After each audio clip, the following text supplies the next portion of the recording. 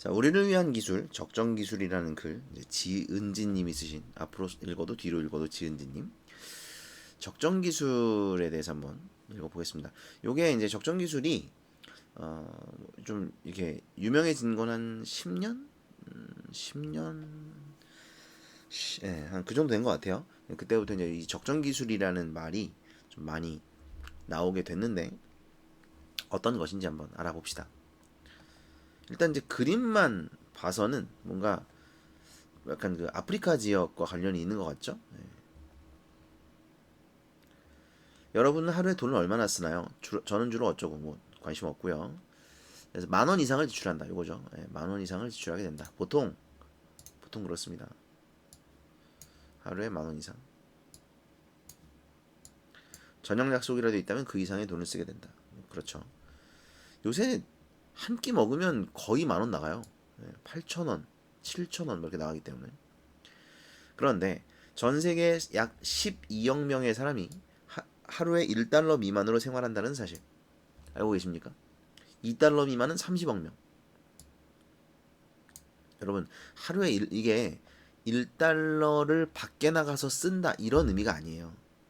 이 사람들은 우리는 뭐 나가서 쓰는 돈이 10,000원 이상이다 뭐 이런 얘기지만 이 사람들은요 하루에 그러니까 집에서 먹는 것까지 다 포함해서 이 사람의 총 살아있는데 필요한 그 들어가는 돈이 1달러 미만이라는 뜻이에요. 우리야 뭐 사실 나가서 뭐 안 사 먹고 하면 특히 여러분 이제 학생이니까 뭐 교통비 빼고는 들어갈 게 많이 없잖아요. 그렇죠? 근데 이 사람들은 그 집에서 먹는 것까지 다 포함을 해도 1달러 미만이라는 겁니다. 그러니까 완전 빈곤층이죠. 네. 물론 이제 뭐 거의 물가가 더 낮고 화폐의 가치가 떨어지고 뭐 그런 것도 있겠지만은 그런 것도 있겠지만 또 이제 굉장히 적은 돈으로 생활을 한다라는 것은 사실입니다. 이제 빈곤층이라는 거죠. 자, 이런 사람들이 전기를 사용한다는 것은 쉬운 일이 아닐 것입니다. 그렇죠. 뭐 먹고 사는 것도 해결이 안 되는데 무슨 전기입니까? 전기가 마을에 들어오려면 전기를 만드는 발전소와 전기를 보내는 송전선이 필요한데 이를 짓기 위해서는 엄청난 돈이 들어가죠. 게다가 전기가 공급된다 한들 하루 2,000원 정도로 살아가는 이들에게 전기료를 내며 전기를 쓴다는 것은 엄청난 사치처럼 느껴질 것입니다. 자, 그리고 보시면 말투가 여러분은 하루에 돈을 얼마나 쓰나요? 뭐 이런 식으로 돼 있죠. 처음에 좀 이상하게 생각했는데 이게 연설문이에요. 그래서 여기 보면 청중에게 질문을 하면 이게 청중이라고 돼 있죠. 독자가 아니라 그렇죠? 연설문이라서 이런 말투를 쓰는 겁니다. 해요체를. 자, 어쨌든 가난하게 사는 사람들이 있다. 뭐 간단한 얘기죠. 가난하게 사는 사람들이 있다. 빈곤층의 상황. 그러면서 계속 이제 그 아프리카 그림 나오죠. 전기를 사용하지 못하면 어떤 일이 일어날까요? 자문자답, 지가 묻고 지가 답하는 거죠. 일단 저녁에 어쩌고. 뭐 당연한 소리 하고 있죠. 식수는 어떻고요? 뭐 전기 필요합니다. 필요하다. 모르는 사람 없어요. 개발도상국에서는 정수된 물을 구하는 것이 매우 어렵습니다. 자, 그러니까 전기도 없지만 정수된 물을 구하는 것 자체도 어렵다는 거예요. 이게 좀 전기가 문제가 아니죠. 예, 먹을 물을 구하는 것도 어렵다는 이야기입니다. 왜? 비용이 많이 들거든. 비용이 매우 비싸요. 그래서 어떻게 돼요? 더러운 물을 마신 사람들이 각종 질병으로 사망하게 됩니다. 그 사람들만 뭐 다행이라고 할 수는 없지만 그 사람들만 사망하는 게 아니에요. 전염병이 일어나게 됩니다. 그러면 이제 떼죽음을 당하는 경우도 생기는 거죠. 자, 부족한 것은 전기와 정수된 물뿐만이 아닙니다. 여러 기술을 사용할 수 없는데 돈이 없어 불편함을 겪거나 죽을 수밖에 없는 그들에게 현대의 최첨단 과학이란 참 부질없어 보이기까지 합니다. 그러니까 있으면 뭐합니까? 돈이 없어서 쓰질 못하는데. 그래서 그렇게 주장하시는 분들이 있거든요. 과학의 기술이 인류 전체에게 뭐 어떤 뭐라 그러지? 희망찬 미래를 가져다 준다. 이렇게 주장하는 사람들이 있단 말이에요. 그래서 과학은 계속 발전해야 된다. 이렇게 주장하시는 분들이 있는데 봐라 이거예요. 봐라고. 이 기술 개발이 일어나면 뭐합니까? 그것조차 누리지 못하는 이런 사람들도 있다는 거죠. 자, 그렇다면 그들은 가난하다는 이유로 불편함과 죽음의 공포 속에서 사는 것을 당연히 여겨야 할까요? 아닙니다. 기술의 혜택을 상대적으로 많이 누리는 우리가 그들을 도와줘야 합니다. 요건 약간 이제 인류애죠. 여러분, 아니 왜 우리가 걔들을 도와줘야 돼? 이렇게 생각하실 수도 있어요. 그러니까 걔들을 도와주는 게 당연하다고? 왜 당연해 그게? 뭐 이렇게 생각하실 수도 있는데 이런 건 이제 인류애라고 합니다. 조금 이제 넓은 그 사랑의 범주죠. 네, 인류애. 그래서 빈곤층도 기술의 혜택을 받을 수 있도록 하자는 취지에서 생겨난 기술이 바로 적정 기술입니다. 자, 이게 이제 중요하죠. 적정 기술의 취지가 나와 있습니다. 그다음 보시면 적정 기술 운동은 마하트마 간디가 맨 처음 시작했습니다. 자, 간디 아는 이름 나왔죠? 그는 지역을 중심으로 하는 작은 기술을 개발하려고 노력했습니다. 자, 중요한 건 지역을 중심으로 한다는 겁니다. 작은 기술이라는 겁니다. 인도의 각 마을이 독립적으로 경제활동을 할 수 있게 하기 위해서였습니다. 그는 이윤증대를 위한 대량 생산 기술, 자 이거 부정입니다. 그리고 소수의 사람만 이익을 볼 수 있는 기술, 부정입니다. 간디의 일어난 운동에 영향을 받은 경제학자 에른스트 슈마허, 작은 것이 아름답다라는 책에서 중간 기술을 강조했습니다. 중간 기술. 자, 최소의 비용으로 비용이 적게 들어야 되고요. 현지의 재료를 사용해야 되고요. 그 다음에 현지 사람들이 직접 사용할 수 있어야 되는 이런 걸 중간 기술이라고 합니다. 자, 이 조건들 잘 봐두세요. 조건들. 최소의 비용, 현지의 재료 사용, 현지 사람들이 직접 사용할 수 있는 기술. 이걸 중간 기술이라고 그래요. 그래서 상위 10%를 위한 첨단 기술이 아니라 그러니까 여기서 보시면 어떻게 보면 이 첨단 기술이 지금 여기서는 부정이에요. 그렇죠? 이게 이제 추구하는 바가 아닌 거죠. 첨단 기술에 반대되는 게 중간 기술인 겁니다. 인간의 얼굴을 한 기술이다. 인간애가 있다는 겁니다. 인간애가 있다. 그래서 비유적 표현이 쓰였습니다. 이거 알아두시고요. 이 기술은 개발도상국의 토착 기술보다 훨씬 우수하지만 선진국의 기술에 비해서는 매우 값이 싸고 소박합니다. 값이 싸고 소박하다. 현재는 중간 기술이라는 이름이 열등한 기술인 것처럼 오해받을 수 있어. 그렇죠. 이름이 중간 기술이니까 왠지 첨단 기술보다 열등하다 이런 느낌을 주잖아요. 그렇죠. 오해받을 수 있어서 대안으로 적정 기술이라는 단어를 사용합니다. 그러니까 적정 기술이 곧 중간 기술이네요. 그렇죠. 네. 적정 기술이 곧 중간 기술입니다. 네. 그러니까 결국 적정 기술의 조건이 이거예요. 그죠? 이게 중간 기술의 정의이기도 하지만 결국은 이게 이제 적정 기술이니까 중간 기술이 같은 거라고 본다면 최소의 비용으로 현지의 재료를 사용하여 현지 사람들이 직접 사용할 수 있는 기술, 이게 적정 기술입니다. 되셨나요? 자, 그리고 그 다음 보시면 적정 기술이 되기 위해서는 몇 가지 조건을 만족해야 합니다 라고 해서 적정 기술의 조건을 이제 이야기할 거라는 걸 알려주고 있습니다. 그쵸? 이제 이 조건을 이야기해야 되겠네요. 자, 조건 나와 있는데 그 앞에서 제가 얘기했던 거 있죠? 여기 네?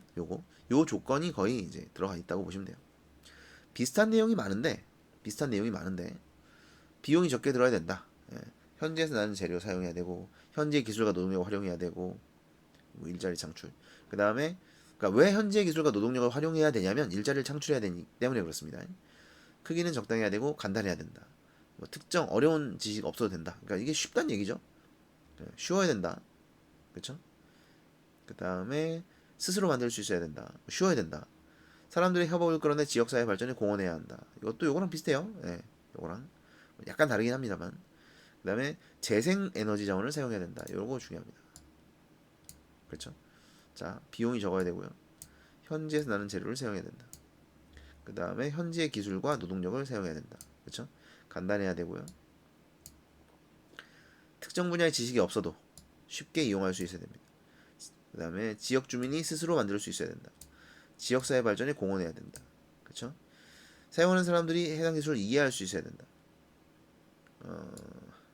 이게 지금 보니까 약간 다르네.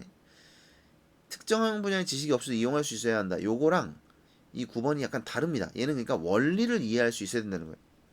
사용하는 사람들이 그냥 사용하는 게 아니라 여러분 냉장고의 원리를 이해하고 사용하진 않잖아요. 그죠? 우리가 모니터를 사용하지만 모니터의 원리를 이해하고 사용하진 않잖아. 그냥 사용하는 거죠. 그죠? 근데 이제 그 원리를 이해할 수 있어야 된다. 이런 얘기죠. 그리고 융통성, 상황에 맞게 이렇게 저렇게 바꿀 수 있어야 된다. 뭐 이걸 외우라는 건 나오지 않을 겁니다. 외우라고 나오진 않겠지만 어떤 옳은 조건과 옳지 않은 조건 뭐 이런 걸 물어볼 수는 있겠죠. 자, 그 다음에 지금부터 적정기 기술의 예와 과학 원리를 살펴보겠다. 또 이야기를 했죠. 다소 불편한 기술이지만 꼭 필요한 기술이다. 그다음 보시면 냉장고 여기 이제 그림 나와 있어요. 항아리 냉장고 요 얘기 하겠죠, 그죠? 그래서 항아리 냉장고 예시 여기 이제 소제목도 있습니다. 전기가 필요 없는 냉장고. 자, 뭐 어쩌고 됐고요.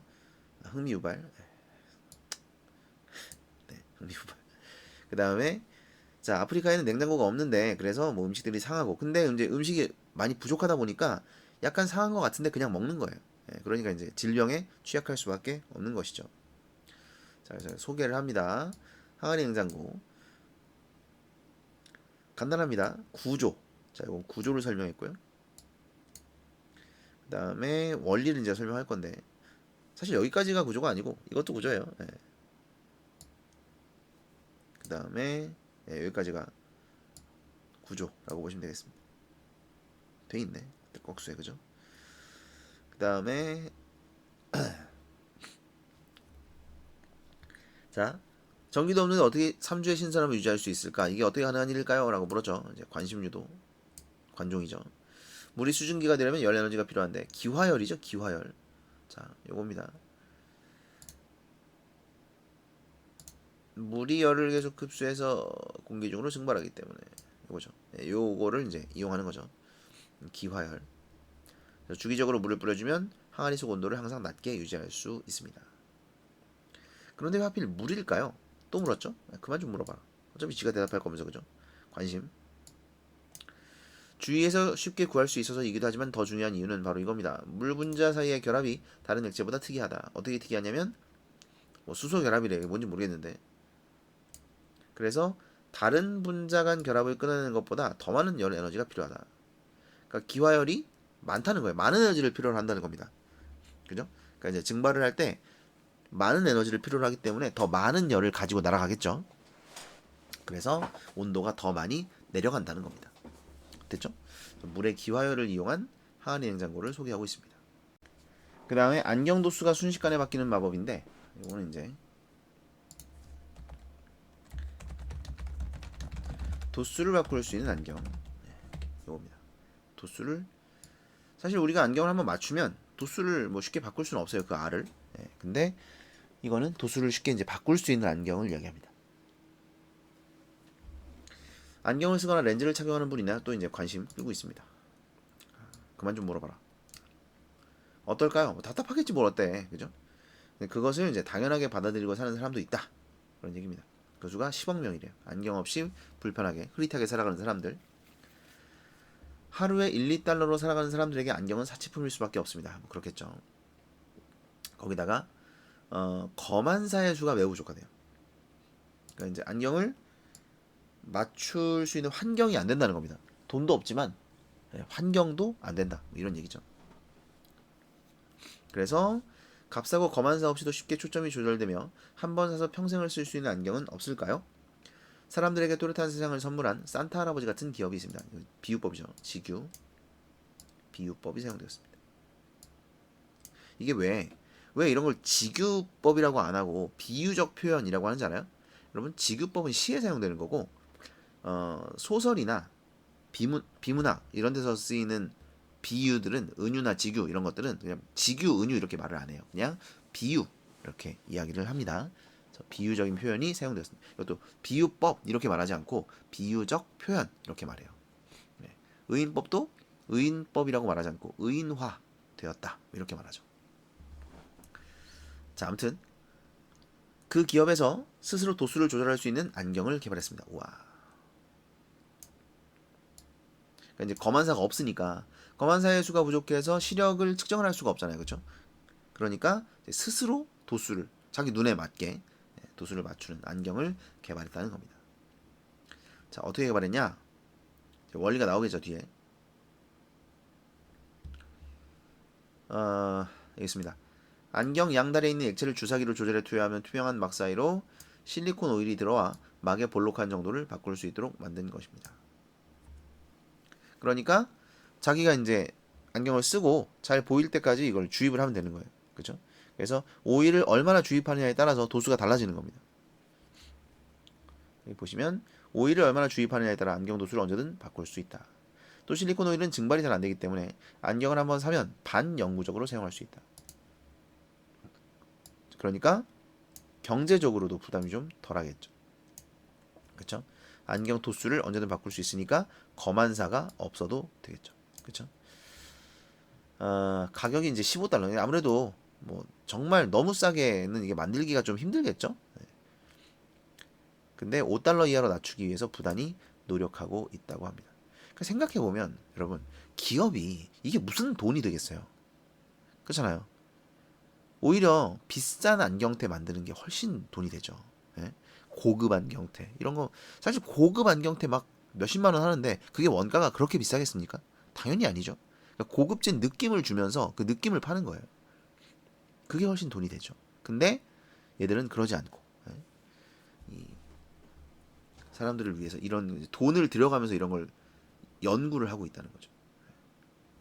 산타클로스 같은 기업이다. 위에서 다룬 적정기술 이외에도 많은 기업과 과학자가 더 나은 환경을 만들어가기 위해 기술 개발에 힘쓰고 있습니다. 또 많은 일반인도 기부를 통해 개발도상국 사람들이 가난과 질병에서 벗어날 수 있도록 돕고 있지요. 세상에는 함께 살아간다는 의미를 깨닫게 해주는 과학기술이 많이 있습니다.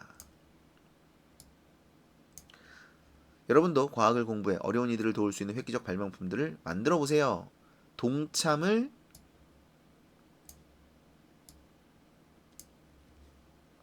당부? 동참을 저도 그 길에 동참하겠습니다.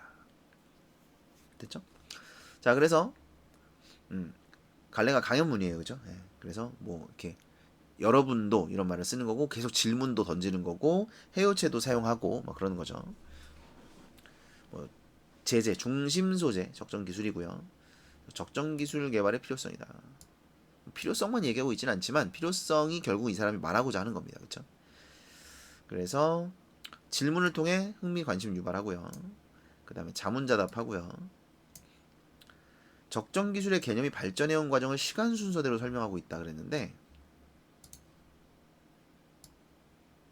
이건 뭐냐면 처음엔 중간 기술이었죠. 그쵸? 그러니까 이제 보시면 이 밑에 있는 예시들은 전혀 관련이 없는 거고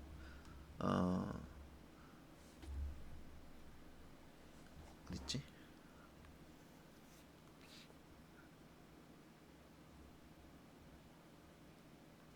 여기죠, 그죠? 예. 그러니까 처음에는 마하트마 간디, 그죠? 그러다가 요거에 영향을 받았으니까 더 나중이겠죠? 에른스트 슈마허 그러면서 요렇게 발달되었다. 요걸 지금 이야기하고 있기 때문에 이게 이제 발달 과정을 시간 순서에 따라 설명하고 있다라고 해도 적절한 거죠. 그 내용이고요. 그 다음에 적정 기술의 구체적 사례, 예, 뒤에 나왔죠. 항아리 냉장고와 그 도수를 조절하는 안경 이 두 가지를 사례로 제시하고 있습니다. 이렇게 보시면 이제 글 전체 내용이 좀 정리가 되시죠? 그 다음에 학습 활동을 좀 보면 사실 이제 이것도 위에 다 나와 있는 내용들이죠. 그래서 간디 그리고 에른스트 슈마허 이렇게 나와 있습니다. 그래서 간디가 시작을 했고 이것을 에른스트 슈마허라는 사람이 이제 이어받아서 중간 기술의 개념을 이야기를 했습니다. 여기서 이제 적정 기술의 취지, 예, 요거를 꼭 알아두셔야 되고요. 이게 적정 기술의 취지다. 그 다음에 개발 원리. 제 생각엔 요게 분명히 나올 것 같거든요. 이 원리가. 예. 항아리 냉장고의 원리. 그래서 오일 요거는 이제 항아리 냉장고는 이 뭐야? 요 안에 있는 물이 증발을 하면서 요 기화 열이 이제 여기 이 열을 뺏어 간다는 거죠. 그리고 이제 요 젖은 천은 이 열이 밖으로 이제 나가지 못하도록 막아주는 거고요. 그다음에 도수 조절 안경은 이제 오목 렌즈, 볼록 렌즈 오일을 넣었다 뺐다 할 수 있다는 겁니다. 그 다음에 적정 기술의 조건이 이제 끝났네. 적정 기술의 조건이 앞에 나와 있었는데 여긴 정리를 안 해놨네요. 그 앞에 정리되어 있는 10가지 있었죠. 그걸 좀 내용을 알아두시고요. 그 다음에 요거는 뭐냐면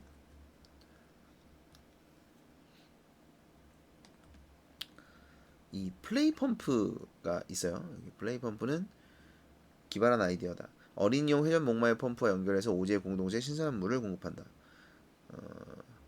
근데 그러려면 일단 회전 목마를 만들어야 되는 거 아닌가요? 회전 목마를 만들어야 되고, 여기 보시면 가격이 비싸고 기계적으로 비효율적이다. 그 다음에 아이들이 온종일 거기서 놀아야만 쓸모가 있다. 이렇게 이야기를 했죠. 그래서 플레이 펌프를 설치하면 어떻게 되냐면 한 무리의 여자들과 어린이들이 플레이 펌프를 손으로 돌려서 물을 끌어오려고 애쓰고 있었어요. 누구도 거기서 놀고 있는 모습을 본 적이 없었습니다. 예. 그러니까 물론 이제 만드신 분의 의도는 알겠어요. 예. 아이들에게 놀이 공간도 만들어 주면서 예. 그 놀이를 하도록 어린이들을 즐겁게 해주고 그것이 이제 물도 끌어올 수 있다면 좋지 않겠는가 이런 생각을 했겠죠. 근데 이제 실제로는 아프리카의 아이들이 그렇게 뛰어놀 수 있는 시간이 많이 없다는 거죠. 그렇습니다. 그래서 말라위 현지인들에게 물어본 결과 대답이 한결같이 핸드펌프가 훨씬 효율적이라는 것이었다. 그러니까 이제 이 적정 기술이라는 게 이렇게 이제 문제가 있다, 그러니까 적정 기술이 문제가 있다는 게 아니라 적정 기술을 만들 때 고려해야 될 점이 이런 거라는 거죠. 그래서 아까 그 조건 10가지가 있었던 거예요. 그래서 쉽게 사용할 수 있어야 되고, 예, 여기 보면 그 한계에 대해서 얘기를 합니다. 근데 이게 적정 기술의 한계가 아니고요. 적정 기술이 제대로 되려면 이런 거죠. 제대로 되려면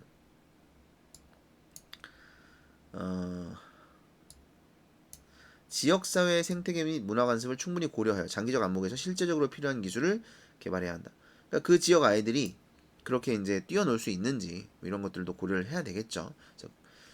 이런 것을 고려하지 못했을 때 적정 기술은 실패할 수밖에 없다. 이런 이야기를 하고 있습니다.